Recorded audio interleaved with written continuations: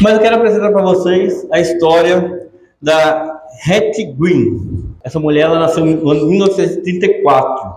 Ela era uma mulher quando ela morreu deixando bens na época de 100 milhões de dólares. Ela morreu no ano de 1916. E ela era considerada uma bruxa na época, mas ela tem uma característica muito grande. Ela é considerada uma pessoa muito avarenta, muito segura ao extremo, e a história de vida dela conta que ela costumava segurar muito os valores financeiros. Então ela comia mingau com aveia para não precisar gastar gás. Ela pedia dinheiro na rua, ela mendigava na rua. Um filho dela, quando ainda pequeno, devido à demora para ela conseguir um atendimento gratuito de saúde para ele, essa criança perdeu a perna. A perna dele foi amputada, mesmo ela sendo milionária na época, das mulheres muito ricas. Esse mesmo filho morre com 21 anos de idade, justamente também porque ela não estava conseguindo atendimento gratuito para ele. Então essa mulher que na época ela morre deixando 100 milhões de dólares, hoje seria bilhões de dólares. Ela era uma pessoa rica, mas que vivia uma vida de miséria. Ela era uma pessoa que não possuía roupas, não estou dizendo roupas de marca, estou dizendo roupas usáveis, né, até mesmo o padrão de vida que ela tinha. Ela não utilizava o dinheiro dela. Então, era uma pessoa que tinha muito dinheiro, mas vivia como alguém que não tinha dinheiro, como alguém que vivia uma vida de pobreza mesmo. Por que eu trago a história dessa mulher? Porque, como ela, muitos de nós, crentes, vivemos uma vida dessa forma. Nós temos uma riqueza muito grande. Deus proporcionou uma riqueza muito grande para nós. Porém, ela está disponível para nós, porém nós não a utilizamos. Essa mulher era uma pessoa bilionária, tinha dinheiro, mas não usava. E quantos de nós temos vivido dessa forma? E por que eu estou dizendo isso? Porque essa carta de Paulo, ela é escrita para pessoas dessa forma. Ela foi escrita originalmente para mostrar a riqueza que nós temos em Cristo. Riquezas espirituais, riquezas mesmo que sejam materiais, mas riquezas. Então essa carta ela vai mostrar o quanto que Deus já nos abençoou. Nós vamos ver um pouquinho disso daqui a pouco. Mas Deus tem nos abençoado com riquezas. Se você for procurar hoje a pessoa mais rica do mundo, em segundo lugar está o Elon Musk. Eu quis falar do segundo lugar porque ele é mais conhecido. Mas se você for comparar a riqueza que você tem com a riqueza que o Elon Musk tem, a dele é muito pouca. Por que eu digo que é muito pouca? Porque a riqueza dele, não estou aqui fazendo nenhum juízo da pessoa, que eu não conheço, estou fazendo análise apenas financeira, mas dentro de uma análise financeira, você tem mais riqueza do que o homem mais rico do mundo. Porque Deus já te abençoou. E muitas das vezes nós não percebemos isso, porque a riqueza espiritual ela é muito maior do que a riqueza material. Mas eu separei aqui alguns pontos que a carta de Paulo aos Efésios ela traz. Ela traz encorajamento, ela revela o plano de salvação que Deus tem para cada um de nós. Ela fala o que é a igreja, essa unidade como igreja, como povo de Deus. E conforme eu disse, ela é conhecida como a rainha das cartas. E também conhecida como a Carta da Unidade. Então hoje, amados, eu gostaria de colocar um pouquinho de desejo no seu coração de você saber um pouquinho mais sobre isso. Porém, eu sempre gosto, antes de nós entrarmos propriamente no texto, de contextualizar um pouco. Éfeso é a segunda cidade mais importante do Império Romano. Então é uma cidade muito importante. Então quando você pensa em uma cidade muito importante hoje, pensa aqui no Brasil, uma cidade muito importante. A gente pode comparar a Éfeso à cidade de São Paulo, que é uma grande metrópole onde tem tudo que você precisa, seja de emprego, seja de informações, tudo acontece em primeiro lugar lá em São Paulo. Então a gente pode comparar com ele. Então é a capital da província da Ásia. Alguns estudiosos chegam a dizer que a cidade tinha mais de 500 mil habitantes, mas seguramente tinha aproximadamente 250 mil habitantes. Para aquela época, isso é um número muito grande. Então ali, na cidade de Éfeso, eu gostaria que quando você pensasse em Éfeso, pensasse nessa cidade tão grande, nessa metrópole tão grande, onde muitas coisas acontecem. Ela é o berço da filosofia. Eu citei ali Heráclito. Ele é um dos grandes filósofos, ele nasce ali em Éfeso. Ela é um grande centro econômico, cultural e religioso. Então ali tudo acontecia conforme eu disse. Então Éfeso, ele está localizado aqui. Ela é muito perto da Grécia, então por isso que ali tanto conhecimento também trabalhava ali. É onde hoje atualmente é a Turquia. Aqui é uma das construções que ainda persiste em parte dela, que é o teatro lá de Éfeso. Então comportava milhares de pessoas ali. Olha a imensidão. Então milhares de pessoas se reuniam ali, seja para cultuar os deuses, seja para eventos, mas enfim, olha a grandiosidade desse lugar. A deusa cultuada lá em Éfeso era a deusa Diana.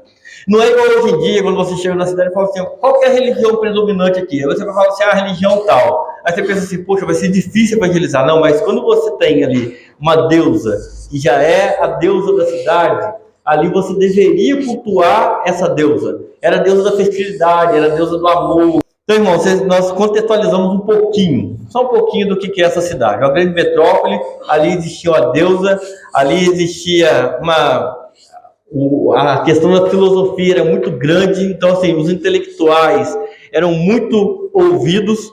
Então, esse é o contexto histórico no qual nós vamos ler nesse momento. Convido os irmãos a abrirem suas Bíblias em Efésios capítulo 1, a partir do versículo 1. Efésios capítulo 1, a partir do versículo 1, nos diz assim: Paulo, apóstolo de Jesus, pela vontade de Deus, aos santos que vivem em Éfeso e são fiéis em Cristo Jesus, que a graça e a paz de Deus nosso Pai e do Senhor Jesus Cristo estejam com vocês. Irmãos, aqui Paulo já começa se identificando. Paulo, quem está escrevendo essa carta é Paulo. Os irmãos bem sabem que Paulo é o antigo Saulo, que era perseguidor dos cristãos. Um dia ele tem uma experiência com Deus e se torna o maior pregador, o maior evangelista da história do cristianismo. Plantou diversas igrejas em diversos lugares, e uma dessas igrejas é a igreja em Éfeso. E Paulo, ele começa aqui se identificando, e essa identificação nos traz algo muito poderoso, muito incrível. Porque quando Paulo fala assim, olha, Paulo está escrevendo, ele não está só se identificando, mas está mostrando que essa igreja, que a igreja de Éfeso, ela está debaixo de uma autoridade, ela está debaixo do nome de alguém, não de Paulo, mas de Cristo, mas de uma linha apostólica. Então, essa igreja de Éfeso e a igreja de Briguetuba, ela está debaixo de uma palavra. Não da autoridade do pastor Márcio, mas está debaixo da autoridade de Cristo. Nós nos submetemos a Cristo. Então, quando Paulo ele começa aqui, olha, apóstolo de Cristo, ele está dizendo, olha, essa igreja está debaixo da autoridade, que Deus está usando esse apóstolo para poder transmitir essa palavra para você. Então, ele se diz apóstolo de Cristo. Eu pertenço a Cristo. Meus irmãos, nós precisamos entender que nós pertencemos a alguém. Nós pertencemos a Cristo. Você pertence a Cristo. E existe uma fala que é muito mal interpretada, que Agostinho falou ela pela primeira vez em um livro no qual ele escreve, onde ele cita sobre o livre-arbítrio. E quando a gente fala de livre-arbítrio, muitas das vezes pensa assim, eu tenho meu livre-arbítrio, eu posso fazer o que eu quiser, eu posso ir aonde eu quiser. Na verdade, quando Agostinho escreve sobre o livre-arbítrio, dentro da teologia é aceito o livre-arbítrio, dentro de uma outra questão. Não na questão do que eu faço o que eu quiser, porque quando a gente pensa sobre liberdade e livre, na verdade, quando Agostinho fala aqui de livre-arbítrio, é diferente de liberdade.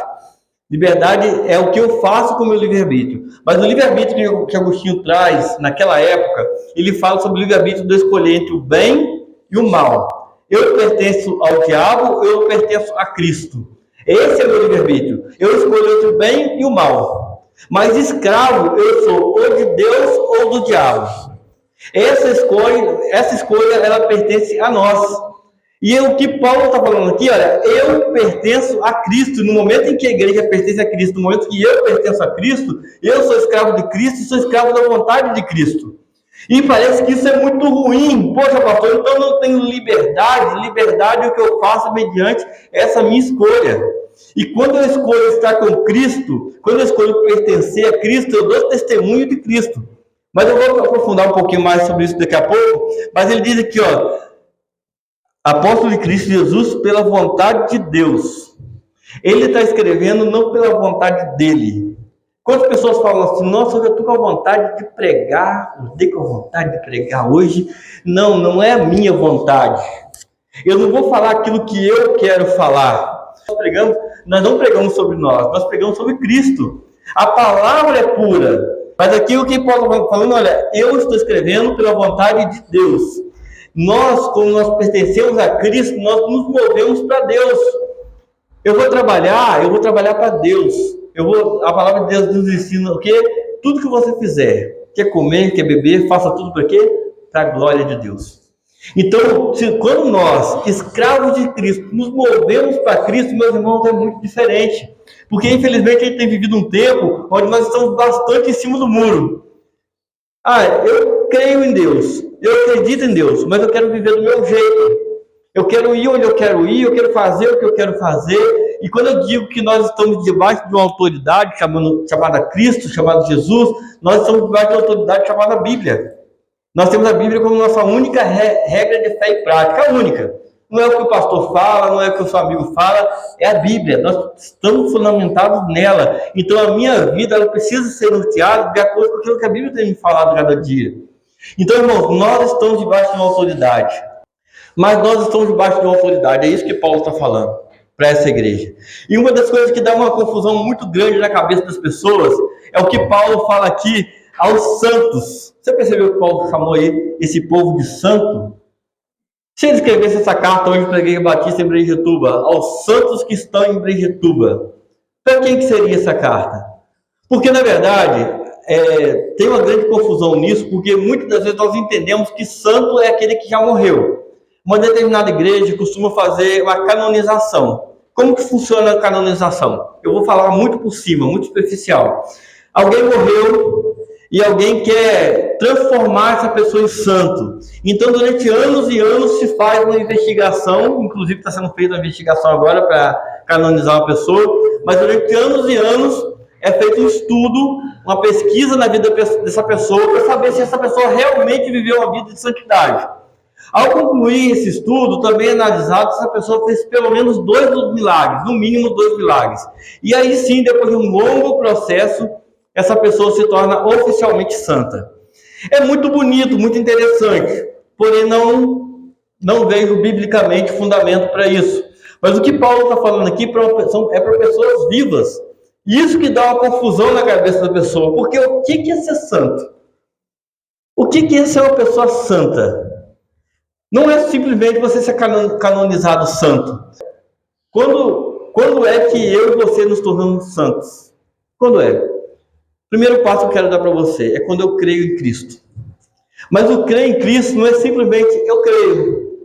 Esse dia eu estava comentando que na Bíblia, nós lemos que na Bíblia que até os demônios creem. Então, crer em Deus, até o ateu pode crer. Todo mundo pode crer em Deus. Muitas pessoas, hoje em dia, muitas pessoas, você passar na rua, vai pensar, você crê em Deus, você acredita que existe um Deus? Sim, eu acredito. Mas muitas das vezes não é o Deus da Bíblia. Mas, o que é santo? Alguém que crê em Deus e alguém que se torna discípulo de Deus, discípulo de Cristo. E o que é um discípulo? Um discípulo é uma pessoa que quer se parecer cada vez mais com o seu mestre. Vocês se lembram quando Pedro foi negar Jesus algumas vezes? Mas uma das perguntas que eu viro para ele, falo assim, olha, você é um dos seguidores daquele homem. Você é um dos seguidores dele. Porque você fala igual a ele. Meus irmãos, é inegável. Quem é discípulo de Jesus, fala igual a Jesus, anda igual a Jesus, se comporta igual a Jesus. Como o próprio Paulo disse, né? Sede meus imitadores, por quê? Porque eu sou imitador de Cristo. Meus irmãos, não tem como. Pedro podia fingir um sotaque. Hoje chegar um paulista aqui e falar assim, olha, você é paulista, você tem sotaque de paulista. Não, você é cearense, você tem sotaque lá no Nordeste. Porque identifica. E como é que o crente é identificado? Porque ele se parece com Cristo. Como é que eu me pareço com Cristo lendo a Bíblia? Me aprofundando, buscando, desejando conhecer esse Deus. Então, irmãos, o que Paulo está dizendo aqui é justamente isso. Santos são pessoas separadas. Nós estamos no mundo. Jesus não nos tirou do mundo. Jesus nos deixou nesse mundo para que nós pudéssemos dar testemunho dele. A palavra de Deus nos mostra que nós somos cartas vivas. Os jovens não sabem muito bem o que é carta, mas é como se fosse um WhatsApp, né? Mas cartas vivas. É alguém que traz uma notícia, né? Então, nós estamos aqui hoje estudando uma carta de Paulo aos Efésios. Na verdade, essa carta ela é direcionada aos Efésios, mas acredita-se teologicamente que ela circulava a várias igrejas, porque é uma carta muito universal, e ela chegou até nós. Então, a carta é algo que traz uma boa notícia. Meus irmãos, quando alguém nos vê no nosso trabalho, na nossa escola, na faculdade, no ônibus, no carro, no trânsito, as pessoas veem ali uma carta de Cristo. Quando vem aquele abençoado lá e dá aquela buzinada para você no trânsito, aí você vai lá e vira para ele, Deus te abençoe, querido. É assim que a gente faz, né? Deus te abençoe, eu te amo em Cristo.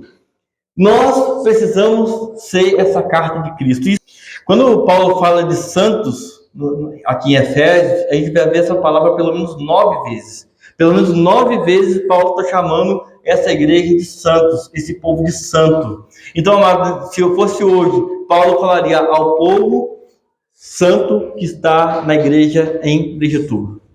E é muito interessante colocar na igreja em Éfeso. Sabe por quê?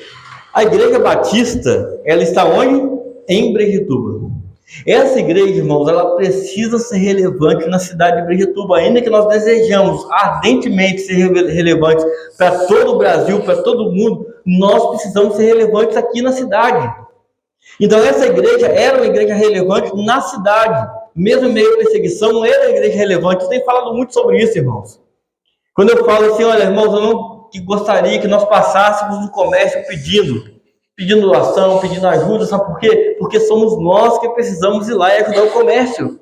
Somos nós, é nós que estamos aqui para abençoar essa cidade. Não, a gente está aqui para abençoar a cidade, para abençoar um povo. A igreja não está aqui para sugar do povo. Você entende isso, irmãos?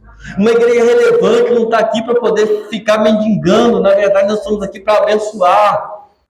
Quando alguém te vê na rua, meu amado, a pessoa não precisa te identificar como membro da igreja batista, como crente, mas sim como filho de Deus. Nós carregamos uma identidade, e essa identidade se chama santidade. Aos santos que estão na primeira igreja batista em Brejetuba. Aqui nessa noite existem pessoas santas. E você olha para você e fala assim, não, mas eu não sou santo. Porque a imagem que nós temos de um santo é como? É aquela imagem assim, ó. Essa é a imagem que nós temos de um santo. Alguém que não respira, não fala, não faz nada. Santo não é isso. Santos são pessoas que vivem vidas de santidade e separados. Vamos continuar no versículo 3. Bendito seja o Deus e Pai de nosso Senhor Jesus Cristo, que nos abençoa em todas as bênçãos espirituais nas regiões celestiais em Cristo. Vocês se lembram que alguns minutos atrás eu contei a história de uma mulher que ela já tinha uma riqueza, mas ela não usufruía dessa riqueza? Todo livro da Bíblia, quando você for ler, eu quero te dar uma dica. Toda vez que for ler um livro da Bíblia, você começa a perguntar, faça algumas perguntas. Para que esse livro foi escrito? Para quem? Qual a época? Qual o título principal desse livro? Mas se você souber pelo menos o título principal do livro, você vai entender onde é que o autor daquele livro quer chegar. Não só o livro da Bíblia, mas todos os livros que a gente vai ler, a gente precisa saber qual é o conteúdo desse livro. E por que eu citei essa mulher? Porque ela nos mostra um pouco do título desse livro. Eu separei alguns títulos aqui para você poder ter um pouquinho de noção. Gênesis é o livro do princípio. Mateus, o livro do reino. Gálatas, o livro da liberdade. E Efésios, o livro no qual nós estamos lendo, a riqueza do cristão em Cristo. Então, o que nós vamos ver durante toda essa jornada que nós faremos em Efésios, a riqueza do cristão em Cristo. Porque nós vemos aqui o seguinte, ó, bendito seja Deus o Pai de nosso Senhor Jesus Cristo, que nos... Isso aqui está em qual período? Passado, presente, futuro? Está no passado, né? Então, o que Deus fez com a gente? Ele já abençoou. Quantas pessoas costumam dizer assim, eu vou lá na igreja buscar a minha bênção? Não, você não vai vir aqui buscar a sua bênção. A sua bênção você já recebeu. A grande questão é que às vezes a gente não sabe. Eu ouvi uma história uma vez de uma pessoa que estava passando uma certa necessidade financeira e o pastor foi lá na Bíblia da pessoa e colocou um valor em dinheiro lá no meio da Bíblia. E a pessoa levava a Bíblia para casa, trazia para a igreja, levava para casa, trazia para a igreja, mas nunca abriu a Bíblia para poder pegar a doação que tinha sido feita. E muitas das vezes nós temos vivido desse jeito, irmãos. Aqui o que a Bíblia está dizendo, olha, Cristo já me abençoou. Deixa eu falar um pouquinho sobre bens financeiros. Eu desejo aquele terreno. Como que eu desejo? Deus já te deu. Deus já te deu. Como que eu desejo ter um filho? Como que eu desejo ter um marido? Como eu desejo ter uma esposa? Como eu desejo ter uma casa abençoada? Deus já te deu. Já deu. Ele já nos abençoou. Tem uma música que eu não estou criticando a música, porque a música geralmente tem a sua licença poética, mas ela diz, o melhor de Deus ainda está por vir. O melhor de Deus não está por vir, o melhor de Deus já veio, está disponível, está aqui para nós. E é essa riqueza que Deus já nos deu. Se eu comparo você com o maior milionário do mundo, é para te mostrar que você, ainda que nós não percebamos, você já faz parte dessa herança. E como é que nós fazemos parte dessa herança? Eu não concluí aquela hora, né? Agora que eu lembrei que eu não concluí. Nós cremos em Cristo, nós tornamos-nos discípulos de Cristo, vivemos em santidade, e dentro desse processo, a gente se torna o quê? Filhos. Todos aqueles que o receberam, deu-lhes o poder de se tornarem filhos de Deus. Filhos de Deus. Quando você é filho, você tem o quê? Você tem uma herança, você tem parte naquela casa, você tem parte naquela família, você tem parte nisso aqui. Então, você tem parte da herança de Deus. Quando eu era criança, eu vestia a camisa, que as crianças da escola implicavam muito comigo. Eu sofri muito bullying. Além de ser feio, eu me vestia mal. Mas estava escrito, eu não sou não sou dono do mundo, mas sou filho do dono. Então as crianças riam de mim, me zoavam, implicavam comigo. Mas é verdade. Você é filho do dono. Você faz parte. Eu já ensinei aqui na igreja, quero ensinar novamente, que nós somos filhos adotivos de Deus. Eu já ensinei aqui na igreja que naquela época, quando você era filho adotivo, era diferente de você ser filho biológico. Quando você era filho biológico, eu poderia, por exemplo, do meu filho Arthur, eu posso deserdar o Arthur. Fico com raiva do Arthur, falo assim, a partir de hoje você vai ser deserdado. Eu poderia. Mas filho adotivo não pode ser deserdado de jeito nenhum. Então nós somos filhos adotivos. É por isso que uma vez salvo, sempre salvo. Mas uma coisa é eu ser salvo e a outra coisa é eu pensar que sou salvo. É outra coisa eu viver uma vida totalmente dissoluta e falar assim, não, agora eu sou da Igreja Batista, e o bom é que a Igreja Batista, uma vez salvo, sempre salvo. Não é bem assim. Vida de santidade, vida separada, vida de pessoas apaixonadas por Deus, vida de escravos de Deus que são apaixonados por essa escravidão. Irmãos, muitas pessoas estão escravos do mundo e ainda não perceberam. Escravos dos seus próprios desejos. Aqui tem uma coisa aqui, que é terrível, chamada carne. Isso aqui, meus irmãos, não se converte mais de jeito nenhum. Isso aqui não se converte, não. Carne não se converte. Então existe uma luta muito grande entre carne e espírito. Todos os dias. Todos os dias você acorda de manhã, você passa o dia inteiro lutando com a carne. Passa aquela mulher na rua, aí a sua cabeça quer fazer isso, mas o seu espírito quer fazer isso. Entendeu, irmãos? Todos os dias você luta. Existe uma luta, mas aí a verdade é, você vai se entregar a quem? A maioria dos servos de Deus tem caído em pecados, irmãos, que nem é tão, aos olhos humanos, nem é tão grave assim. A gente vai se entregando pouco a pouco para a carne. E existe um momento em que a gente começa a se acostumar tanto em satisfazer o desejo disso aqui, que as coisas se tornam normal na minha vida. Torna normal. Pecar é normal.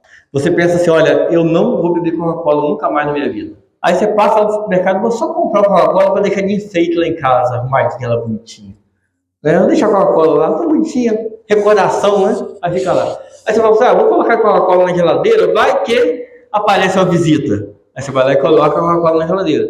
Aí um dia você olha para a Coca-Cola, suadinha, bonitinha lá, né? O pecado é assim, né? Fica bonitinho, tão apetitoso, né? Dá uma água na boca, não água na boca, você pensa na Coca-Cola aí, não. Você está convidado a me levar para comer a Coca-Cola e a pizza, agulha não, né?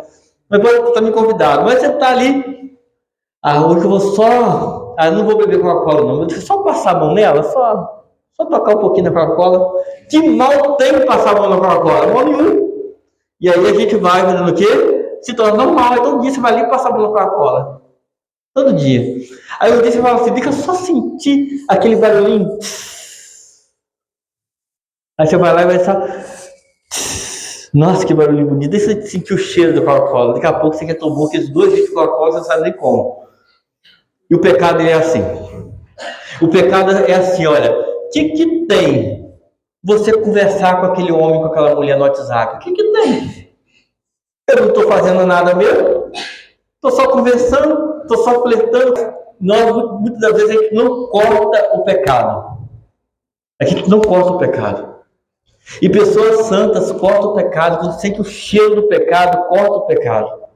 Meus irmãos, nós precisamos ter um nojo tão grande do pecado que a gente não quer nem olhar para ele, nem experimentar, porque a um momento ele é muito bom. Sabe por quê? Sabe o que o diabo faz com você? O diabo que faz você se sentir especial. O diabo faz você falar assim, olha, eu posso fazer isso, ninguém vai saber, ninguém tem nada na minha vida, eu tenho meu livre-arbítrio, ainda que eu interprete mal, eu posso fazer o que eu quiser. Então o diabo que mostra o quanto você é importante, quanto você é maravilhoso, quanto você é bonito, para daqui a pouco fazer isso aqui com você, ó, uma rasteira. E nessa hora você vai se sentir a pessoa mais imunda desse mundo. Eu sei, irmãos, que é muito ruim a gente falar disso, mas, irmãos, não tem como a gente falar de santidade sem falar de pecado. Não tem como. Não adianta, meus irmãos, a gente passar aqui domingo após domingo se eu não sinto prazer de estar aqui, se eu não sinto prazer de orar, se eu não sinto prazer de buscar a Deus. Esses dias eu estava ouvindo uma conversa no podcast falando que a nossa geração é uma geração que está sofrendo muito, porque nós não vivemos o agora. Nós somos uma geração que vive cada momento pensando, será que já está acabando? Você chega no trabalho doido para ir embora. Sai do trabalho doido para poder dormir. Será que está acabando? Chega no culto pensando, será que está acabando? Nós somos uma geração que a gente só está preocupado com a hora que as coisas estão acabando. E a gente não vive o agora. A gente não vive o agora.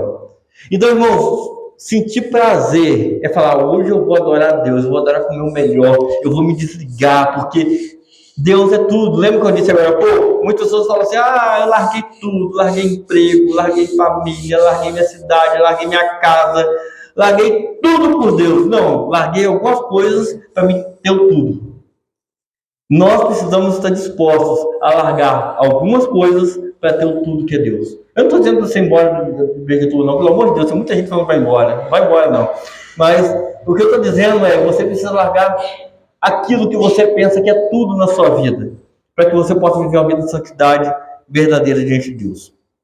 O que eu vou ler agora é apenas uma introdução ao domingo que vem, porque o que eu vou ler agora vai dar um nó na sua cabeça, mas um nó, você vai ficar tonto. Então eu vou te deixar um nozinho bem pequenininho para o domingo que vem você ficar com um nozão bem grandão, amém? Antes da fundação do mundo, Deus nos escolheu nele, para sermos santos e irrepreensíveis diante dele. Em amor nos predestinou para ele, para sermos adotados como seus filhos por meio de Jesus Cristo, segundo o propósito de sua vontade, para o louvor da sua glória, de sua graça que ele nos concedeu gratuitamente no amado. Irmãos, antes da fundação do mundo, você já parou para pensar que antes do planeta Terra existir, quando a gente lê lá em Gênesis, a gente não pega uma criação, na verdade. A gente pega uma organização, né? Você pega ali, o mundo já está criado, já está bagunçado. Mas o motivo da bagunça, em outro momento, eu ensino para os irmãos. Mas você já parou para pensar que antes do universo existir, Deus já tinha pensado em você? Deus já sabia? Você já imaginou que Jesus Cristo, quando ele estava lá na cruz do Calvário, ele olhava para aquela cruz e via sua foto, falando assim, olha, no ano 2024, a Maria das Graças vai estar lá na igreja e eu estou morrendo aqui na cruz pela Maria das Graças. Pensa no seu nome, pensa na sua foto, pensa na sua imagem. Há mais de 2000 anos atrás, Jesus estava na cruz pensando em você. Você já pensou nisso? E aqui vai trazer uma das doutrinas que nós defendemos como batistas, que é a doutrina da eleição. Que antes mesmo de você nascer, ele já te elegeu. Também vai trazer uma palavra que dá muita confusão, que é mais defendida pelos nossos irmãos presbiterianos, mas também por alguns pastores e igrejas batistas também, que é a visão da predestinação. Qual que é a visão da predestinação? Que antes de você nascer, Deus já te predestinou para o céu ou para o inferno. Então não importa se você for pregar para alguém, você pode pregar quantas vezes você quiser para aquela pessoa, que se aquela pessoa for predestinada para o inferno, ela vai para o inferno, independente de você orar, se você pregar. Mas eu estou falando de uma forma muito abrangente, tá, irmãos? Não vamos criticar nossos irmãos presbiterianos, não, porque existe uma fundamentação teológica muito forte para isso. Então, se você acredita dentro dessa perspectiva, amém. Mas eu vou trazer aqui a visão que eu acredito que é a visão da eleição. Que Jesus, que Deus já te elegeu. A salvação já está disponível. Lembra que eu falei lá atrás do livre-arbítrio? Você está disponível para você. Você pega se você quiser. E nós aqui na Terra, nós estamos caminhando para um local chamado salvação. Para novo céu, nova terra. Seja aqui na Terra uma transformação, ou seja em outro lugar, nós estamos caminhando para a salvação. Então Deus, antes da fundação do mundo, Ele já pensou em você, Ele já te elegeu para a salvação está disponível para você. Mas dentro disso, Ele está falando, olha, que nos adotou. Lembra do filho adotivo? Lembra? Uma vez que Jesus te resgatou de onde você estava, do lixo que você vivia, ainda que você não percebesse esse lixo, ainda que você não percebesse que você estava na podridão, Ele te resgatou. E aí a gente entra na justificação, na regeneração, na santificação. Alguém lembra dessa aula que eu dei aqui na igreja? Vou ter que dar aula de novo, até as 10 hoje, então eu vou ensinar isso. Mas Ele nos resgatou. Ele já fez isso, irmãos. Ele já fez isso. E essa noite nós temos uma oportunidade. Nessa carta aos Efésios, nós vemos que ele está mostrando que existe um grande tesouro. Quando eu era criança, meu sonho era achar o mapa do tesouro e depois achar o tesouro. O tesouro está muito disponível. Você já viu quando você é pai, mãe, aí, os pais e a mãe também já passaram por isso, né? Você brinca de pique-esconde com seu filho? Já brincou? Se você brincar com pique-esconde com o seu filho pequeno, como que a gente faz? A gente se esconde atrás da cortina e deixa o pé aparecendo. Você se esconde em algum lugar e fica uma pontinha aqui aparecendo. É para quê? Para ele achar. A bênção de Deus na sua vida não está escondida. Ela está disponível e está muito fácil de achar. Não é o mapa do tesouro. Está aqui, irmãos. E nessa noite você tem uma decisão a tomar. Nessa noite você tem um caminho a percorrer. Eu quero esse tesouro, eu não quero esse tesouro.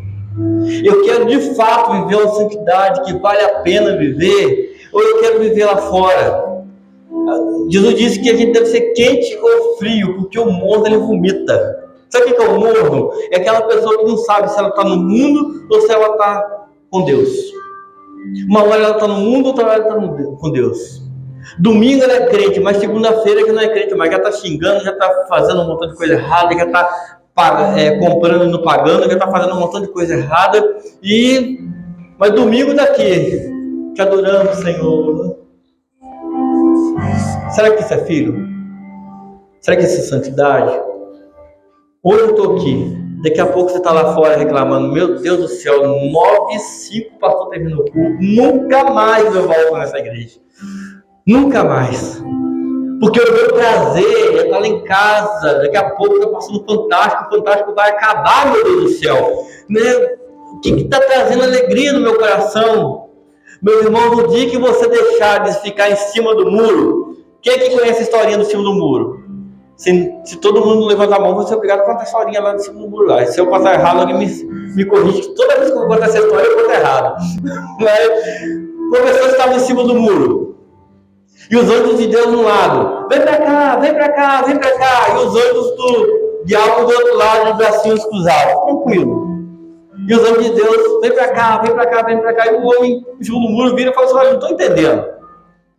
Por que os anjos de Deus estão me chamando pra lá e vocês estão quietos, não me chamam pra cá? Aí os anjos do diabo falam assim, é porque o muro é nosso. O muro é dele. Nessa noite você tem uma oportunidade de tomar uma decisão, de pular para o muro de Jesus. E não é vergonha, irmãos. Você que está aqui domingo após domingo, falar, olha, eu percebi que eu não estou vivendo essa vida de santidade. Sabe por quê? Porque aquilo é de cura.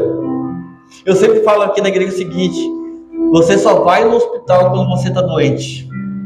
Mas se você ficar lá na recepção do hospital, sem falar com ninguém o que está acontecendo, ninguém vai fazer nada também não. E Deus essa noite está dando uma oportunidade de falar assim, olha, eu quero fazer parte dessa família, mas quero fazer parte dessa família por inteiro. Quantas pessoas, meus irmãos, que não querem viver uma vida de compromisso com Deus, a gente fala, olha, batiza, se torna membro da igreja. Sabe por quê? Sabe como que é a pessoa quando quer só namorar e não quer compromisso? Já viu a pessoa que quer só namorar? Ela quer só o prazer. Quer só receber prazer. Só receber prazer. Mas não quer o quê? Compromisso. E muitos de nós temos vivido, ainda que nós aparentemente temos vivido um compromisso com Deus, vindo das quartas-feiras, vindo no domingo, mas ainda não vive um compromisso verdadeiro com Jesus, que é só receber prazer. Mas prazer acaba. Prazer acaba. Não é só prazer momentâneo que Deus quer te dar. Deus quer ter uma aliança com você. A aliança com Deus não se quebra. Sabe por que essa aliança que você tem no dedo é assim? Ela não tem fim. A aliança com Deus com você não tem fim. A salvação que Jesus tem para você não tem fim. Então nessa noite eu quero orar por você, para nós finalizarmos. Se você sentir no seu coração de ficar de joelhos, se você sentir no coração de vir aqui orar comigo,